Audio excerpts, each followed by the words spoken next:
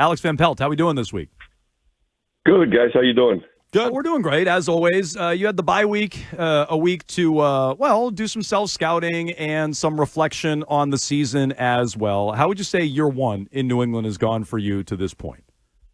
Still growing, still developing. I think that's where we are right now. We're doing some better things than we did at the beginning of the season, so we're moving in the right direction. What are you looking to get out of the final 4 games of the season on your side of the ball? I'd love to win 4 games. I think that's the most important thing, is come out and try to win every Sunday. But, just continued growth, see the young guys get better each week, effectively running the football like we did last week, staying balanced as an offense, I think is critical for us at this point. So, just constant improvement is really what we're looking for.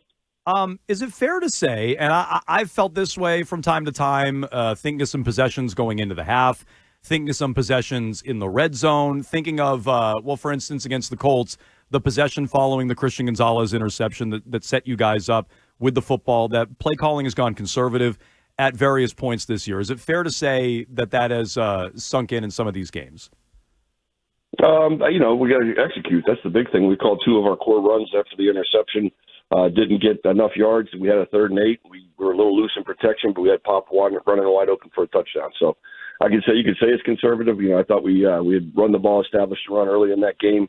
8 minutes to go in the game. We wanted to take some time off for running the football. We didn't get it done. But, I don't know if it's conservative. At times, we like to run the ball in the red zone when we get down there.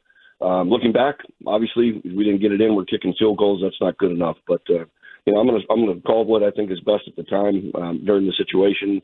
And I don't have any problems with the call, especially in the 8 minutes left to go in the game. Again, we got to execute better. So it sounds like from the way you're answering it, you already gave us the answer, but that's purely you, or is that something where Gerard says, hey, let's run the ball here, let's run some clock here, let's be aggressive there?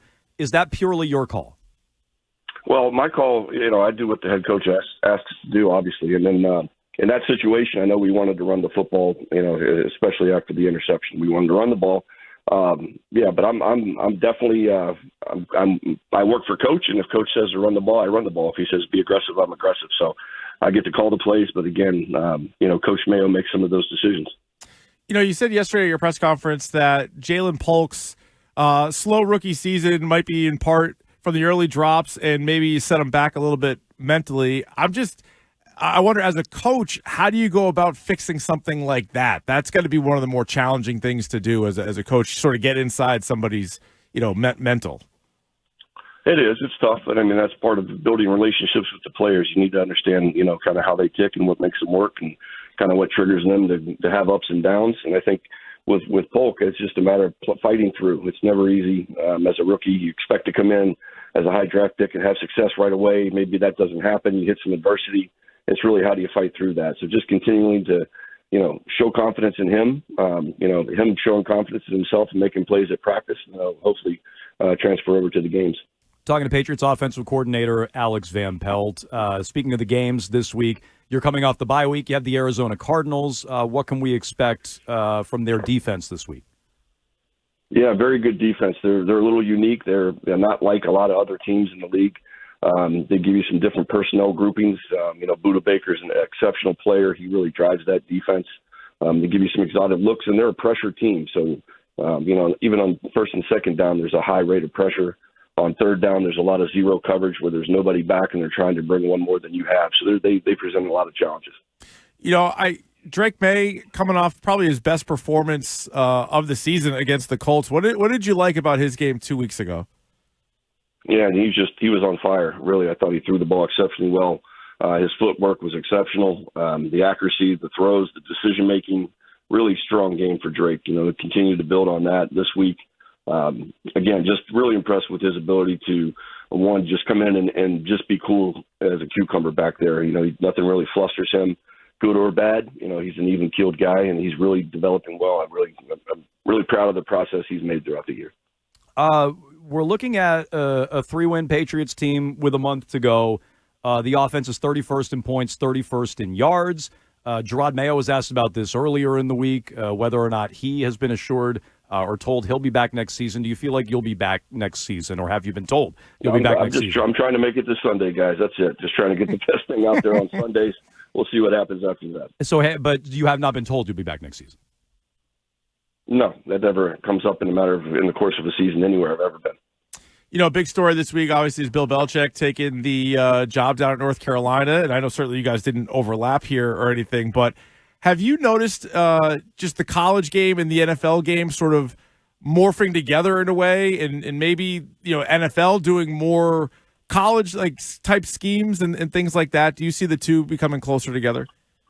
Yeah, I definitely do. But especially with the NIL money now, the kids are making a lot more money, coming into the league than they used to. And, teams are starting to hire general managers to handle all the finances and the recruiting and who you bring in. So I can definitely see more of a meld between the two. How do you think he'll do at North Carolina? I'm sure he'll do well. I mean, he's an outstanding coach, obviously. I think, just him being down there, I think it's exciting for college football also. Is it easier to scout, like just offensive players, for example, is it easier to scout them now that a lot of the same stuff, a lot of the same, offenses are being seen, where I feel like 20 years ago, or even like when you were coming out of college, I feel like there was a much more radical jump, certainly in some of the offenses, going from like a Nebraska wishbone into, whatever they were running in the NFL. Yeah, it's getting easier. I think you're still looking for the talent. I think that doesn't change. You can see explosiveness. You can see a guy's ball skills, his speed, all those things. Those really don't change. It's just now you're starting to see some of the systems come in from the college up into the pros. Now you can kind of translate that a little bit better. But really, when you're looking at players, you're looking at their skill set and how they would fit in your system. It's been a few weeks since we spoke to you here on this show. I'm trying to look again. Marcus Jones, I know, was a limited participant the other day. He didn't participate earlier in the week. He had started to work in on offense, so I don't know about his availability this weekend coming off the bye. Is that something you want to continue to do more of? Absolutely. He's a dynamic player with the ball in his hands, and I think, we'll try to find spots for him. It's kind of tough sometimes. Defense has a long drive. He's, obviously getting coached up on the sideline. You don't want to steal him away from that. But we have a good system in place now where I can kind of give those guys a heads up what's coming. Hey, get Marcus ready, and then we have a handful of plays in each week for him now. You revealed a month or so back that he texted you and mentioned he had played offense. You said you were unaware of that.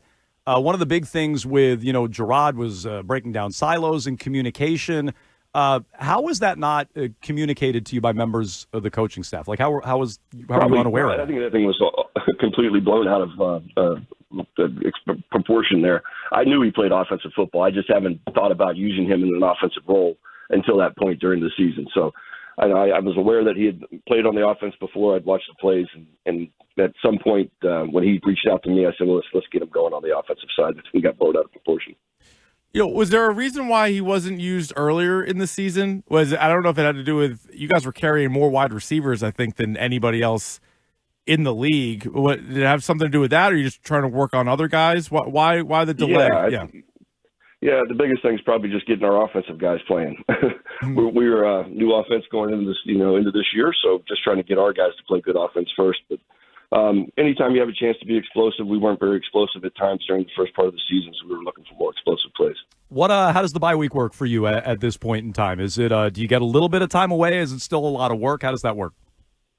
A lot of work early in the week, kind of going back and reflecting on what you've done well, where you can make improvements with your self-scout.